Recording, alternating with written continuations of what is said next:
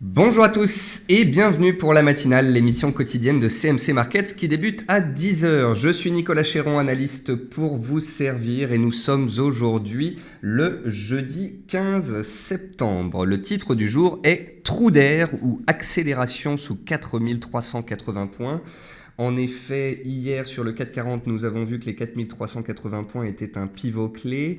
On a vu également que c'était une zone, que on n'est pas à 5 ou 10 points près. Le CAC 40 a clôturé juste au-dessous de cette zone de prix hier vers 4370 points.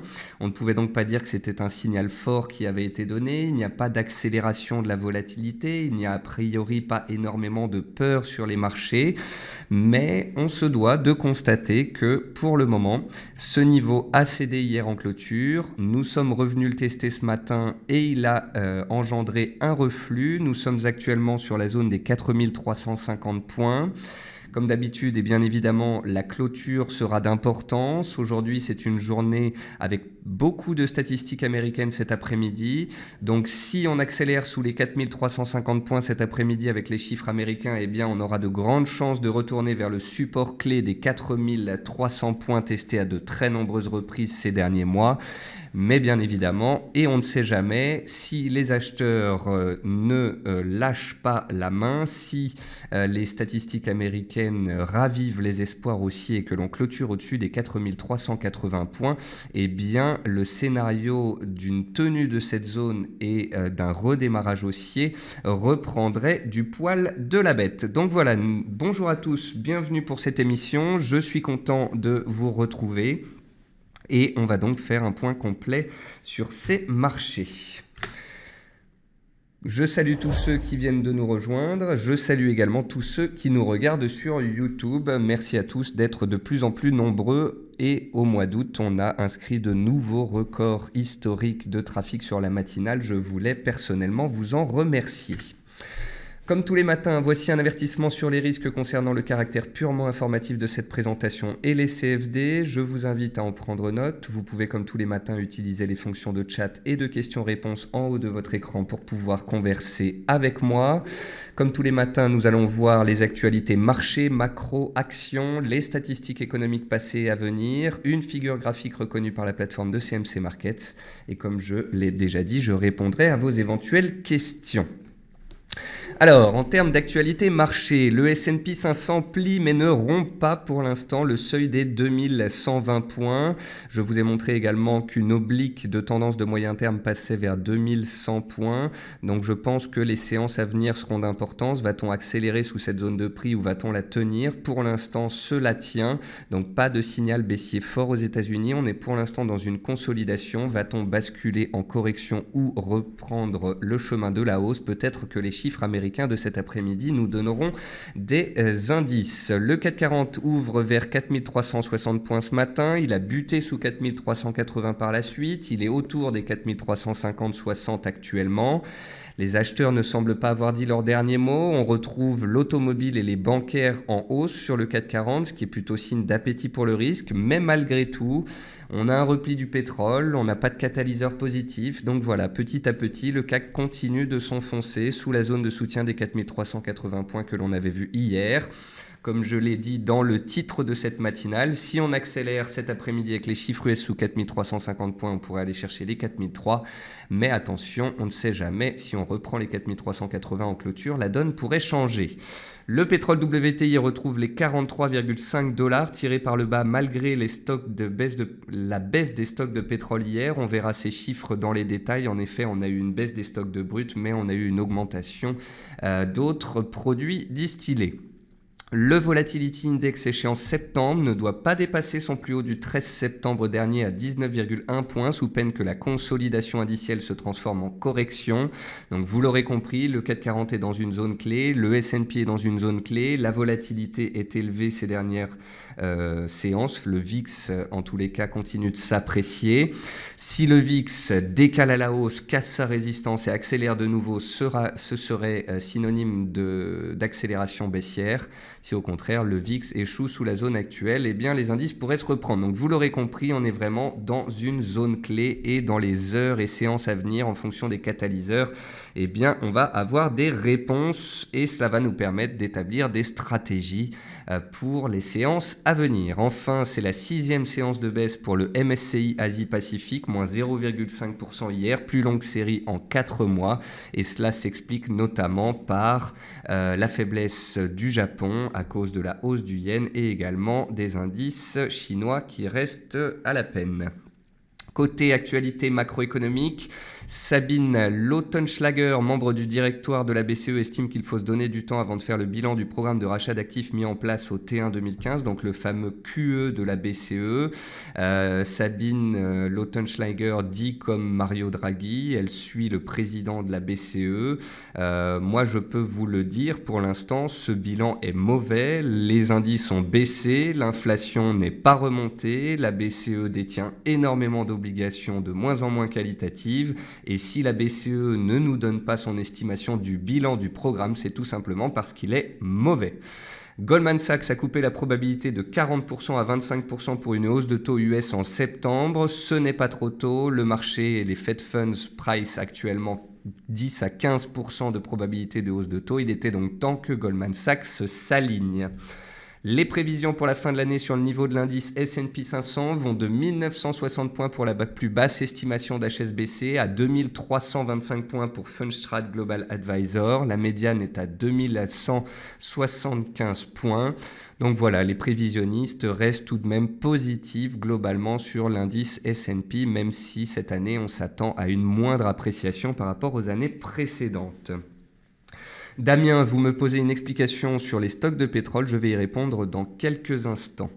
Enfin, Goldman Sachs estime que le dollar pourrait remonter de 15% à la faveur d'un resserrement monétaire de la part de la Fed qui devrait durer jusqu'en 2019. Goldman Sachs essaye en fait de backer la Fed et de dire qu'ils sont d'accord avec les prévisions de la Fed sur le fait qu'on est dans un resserrement monétaire, que les taux américains devraient monter potentiellement jusqu'en 2019. Bien évidemment, si vous suivez mon émission depuis plusieurs mois, plusieurs trimestres, vous savez que je ne suis absolument pas d'accord. Nous sommes sur la fin d'un cycle haussier, que ce soit économique et boursier, puisque depuis 50 ans, tous les 8 ans, on a un bear market qui se met en place. Ça se met en place tous les 8 à 10 ans. Alors effectivement, puisque les banques centrales déversent 150 milliards par mois sur les marchés, pour l'instant, cela tient. Ça peut encore tenir peut-être en 2017, peut-être en 2018. Quoique j'en doute. Donc voilà, Goldman Sachs joue ici le jeu de la Fed et explique que le dollar devrait monter parce que les taux devraient monter. Moi, je pense que ce sera extrêmement difficile. Preuve en est, en début de l'année, je vous disais que la Fed ne monterait pas ou peu ses taux cette année. Pour l'instant, elle ne les a pas montés et elle les montera peut-être une seule fois en décembre, comme l'année dernière, comme je l'avais anticipé. Car la Fed est piégée par ses engagements. Elle souhaite remonter ses taux pour ne pas faire pâle figure, mais les chiffres économiques ne corroborent pas cette analyse. Côté entreprise, Bayer rachète enfin Monsanto à 128 $ par action, soit une valeur de 66 milliards de dollars. Bayer avait remonté 3 ou 4 fois son offre sur Monsanto qui a enfin dit oui. Ford a prévenu hier d'une probable baisse de ses résultats en 2017 avant une reprise attendue en 2018. Le titre a perdu près de 5%. Obey a vu son bénéfice net des sociétés intégrées bondir de 64,1% à 9,76 millions d'euros au premier semestre. Corian a présenté ce matin son plan stratégique à 5 ans. Le titre perdait 1% quand je l'ai regardé tout à l'heure. Et puis Zodiac a vu son chiffre d'affaires progresser de 5,2% en 2015. Ça a rassuré les investisseurs. Le titre gagnait 4% tout à l'heure. Dans les meilleures et les moins bonnes performances du CAC 40, vous pouvez voir l'automobile et les bancaires en hausse, qui est plutôt a priori une bonne chose. Néanmoins, le CAC continue de se chercher, donc on verra cet après-midi ce que cela donne avec les chiffres américains. Côté statistiques passées, la production industrielle en zone euro a diminué de 1,1% en juillet contre un consensus à moins 0,9%. Le taux de chômage anglais est resté inchangé à 4,9% avec un taux d'emploi record de 74,5%. Les stocks de pétrole brut sont ressortis en dessous des estimations. Moins 559 000 barils contre un consensus à plus 2 767 000 barils. Donc a priori, c'était plutôt une bonne chose. On s'attendait à une hausse des stocks et on a eu une baisse des stocks. Néanmoins, les stocks d'essence sont ressortis en hausse de plus 567 000 barils contre un consensus à moins 604 000 barils. Et en plus de cela, il faut quand même garder à l'esprit que les stocks de pétrole globalement, enlissés sur plusieurs mois, sont quand même sur des records historiques. Vous savez qu'on a tous les semaines des stocks qui sortent, qui baissent ou qui montent, et ça engendre des fluctuations sur le pétrole. Mais comme je vous l'ai déjà expliqué, il ne faut pas regarder que les stocks de pétrole brut, il faut aussi regarder les stocks d'essence et de produits distillés. Et en plus de cela, il faut quand même garder à l'esprit le montant total des stocks qui pour le moment est sur des plus hauts historiques. Ce jour, en termes de statistiques, vous voyez que le programme est très chargé. Vente de détail à 10h30 sur la livre, indice des prix à la consommation en zone euro à 11h, demande d'allocation chômage aux États-Unis, indice des prix à la production également aux États-Unis à 14h30, à 15h15 production industrielle, à 16h business inventory, donc les stocks, et à 16h30 on aura les stocks de gaz naturel. Donc beaucoup de chiffres économiques qui seront le catalyseur cet après-midi, ce qui engendrera soit une tenue des supports, soit une accélération à la baisse. Côté figure graphique reconnue par la plateforme de CMC Market, j'ai choisi Renault parce que Renault est pile poil sur la borne basse d'un biseau. Renault, je trouve qu'elle ressemble au 440 qui se fait peur sous un support mais qui pourrait soit accélérer soit rebondir. En plus de cela, ce matin, les chiffres de l'automobile sont ressortis en hausse. Les ventes automobiles en zone euro ont augmenté de 14,5% sur un an. Donc voilà, on est sur le fil du rasoir, sur Renault comme sur le CAC, et la fin de la séance sera d'importance. On va maintenant passer à la plateforme. Et vous pouvez voir donc que le 440 a cassé son support hier et qu'il s'y accroche aujourd'hui. On est sous la MM200. Donc point négatif, c'est baissier depuis 5-6 séances. On est sous la MM200. On bloque sous les 4380 points ce matin. Mais point positif, on reste un tout petit peu en dessous du support. Le support sur le S&P 500 n'a pas cassé et semble tenir ce matin. Et on a des chiffres d'importance cet après-midi.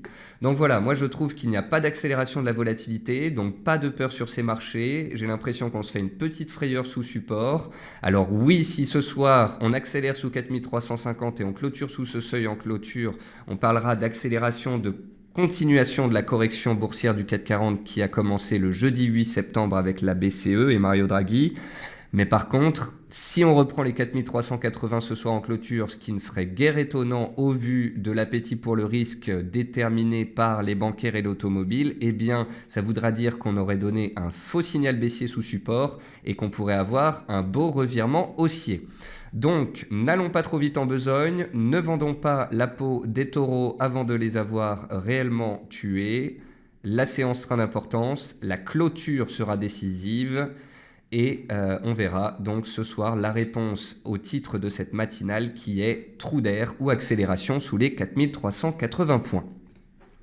Sur le S&P 500, donc voilà le graphique, vous avez une oblique qui passe par tous les plus bas sur les 6 derniers mois, depuis le point bas du mois de février, on passe par les plus bas du Brexit et vous voyez que ça passe non loin des cours actuels. C'est pour ça que dans l'émission d'hier, je vous ai expliqué qu'on était sur une zone de soutien majeur. Si le S&P devait casser les 2100 points, accélérer à la baisse, on serait alors potentiellement dans une correction, un retournement de marché. Par contre, tant qu'on tient cette zone de prix, pour moi, on est dans une tendance haussière de moyen terme et sur support. Donc, encore une fois, ne vendons pas la peau des taureaux.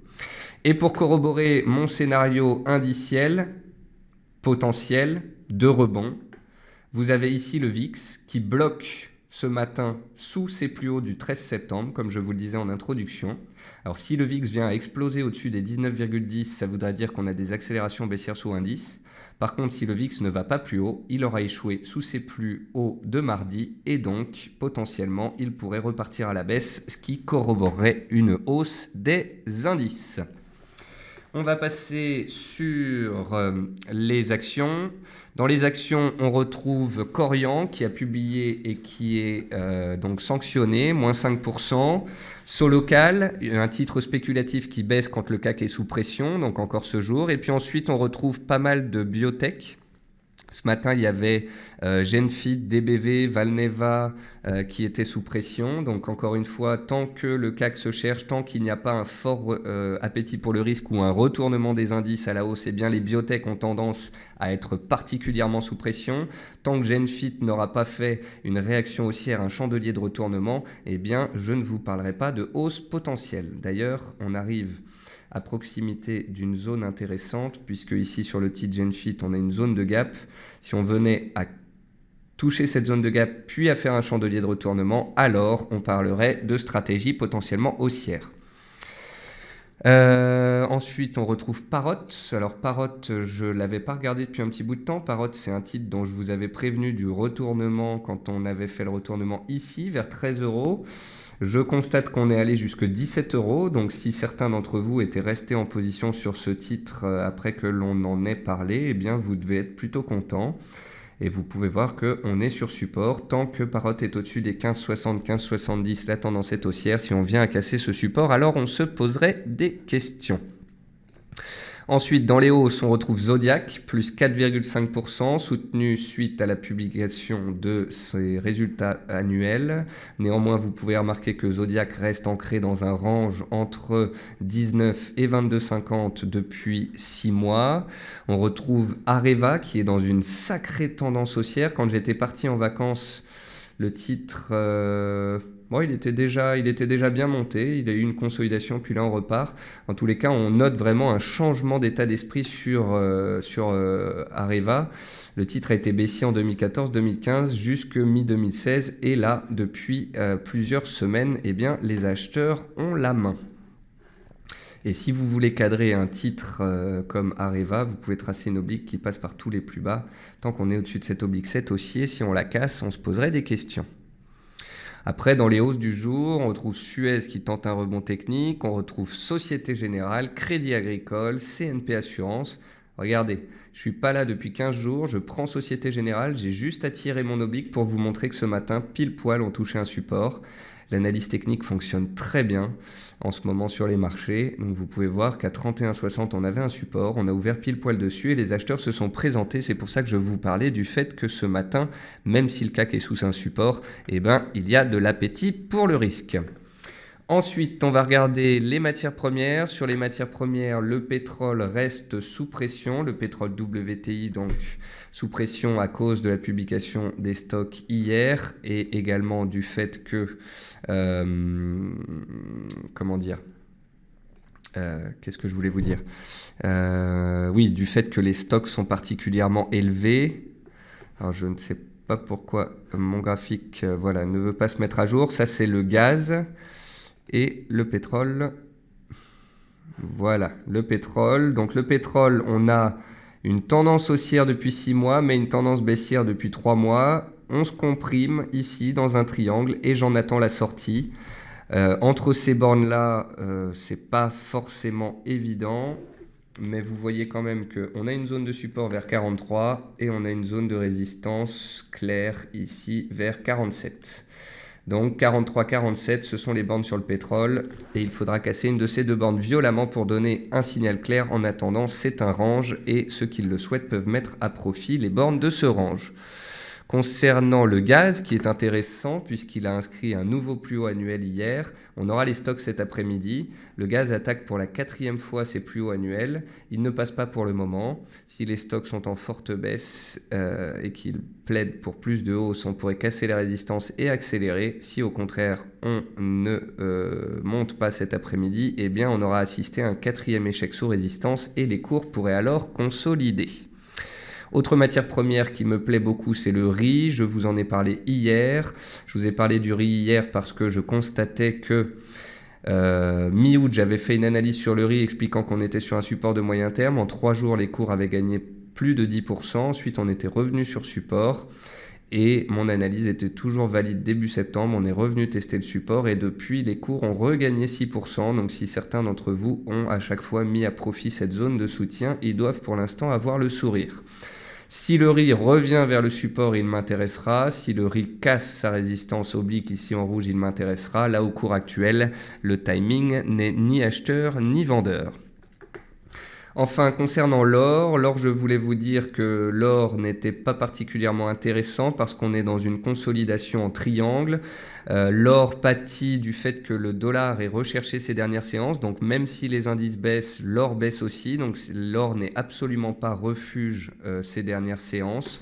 J'attends pour ma part un signal clair et une sortie de cette zone de congestion en triangle pour pouvoir établir une stratégie. Et puis on va passer sur les devises pour terminer. Alors, il y a Damien qui me pose une question sur l'euro AUD, sur l'eurocad. Alors effectivement, l'eurocad est intéressant. On est sorti d'une zone de congestion par le haut. Donc tant qu'on est au-dessus des 1,48 sur l'eurocad, voire même des 1,4750, eh bien, on est susceptible d'être sorti d'une consolidation par le haut. Donc, c'est intéressant et à suivre. Tant que l'eurocad sera au-dessus des 1,4750, 1,48, les acheteurs ont a priori la main. On a cassé une oblique qui passait par tous les plus hauts des derniers mois. On a donné un signal potentiellement aussi en cassant les 1,47. Donc, c'est une paire qui est intéressante, effectivement, et qui a une belle dynamique haussière ces dernières séances. Concernant les paires en dollars, on est sur le fil du rasoir sur l'AUD, sur le bas d'un triangle.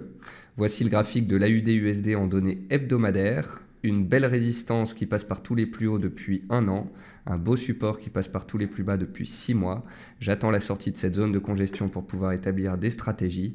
À court terme, on est pile poil sur support et les statistiques de cet après-midi nous donneront le tempo pour soit un rebond, soit une cassure de support. On va regarder également l'euro. L'euro est très attentiste dans un triangle. Tous ces graphiques de triangle, je vous les ai postés hier sur Twitter. Encore une fois, je vous invite à me suivre sur Twitter pour avoir de plus amples explications graphiques et informations tout au long de la journée. Et j'attends ici aussi une sortie de congestion. Donc vous l'aurez compris, j'attends une sortie de congestion sur le pétrole, j'attends une sortie de congestion sur l'or, j'attends une sortie de congestion sur les paires en dollars, car j'attends aussi une sortie de triangle sur le dollar index.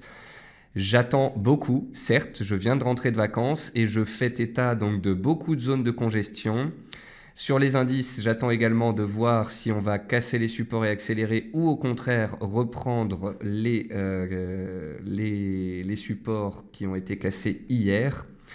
Alors encore une fois, c'est cassé en France, mais on est pile sur support aux US. Et encore une fois, ce sont les US qui comptent.